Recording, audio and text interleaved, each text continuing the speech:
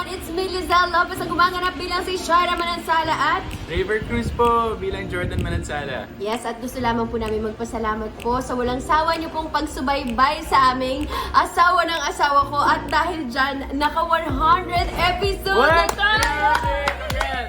Thank you very much. What a blessing for all of us. Hindi lang dito sa set, no? Pati na rin sa GMA na pagpatuloy ang aming kwento sa asawa ng asawa ko. Hindi po namin ina-expect na maka 100 episodes kami. Tuwa-tuwa kami kasi naging paborito ninyo ang show namin.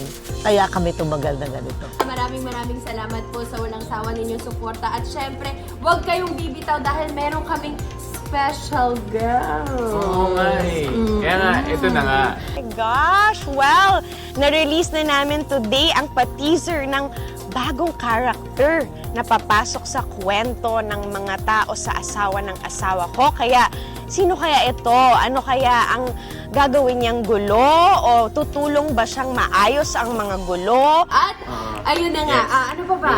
Ano bang pinagkaiba ng ano pinagkaiba ng first episode natin hanggang sa 100 episode?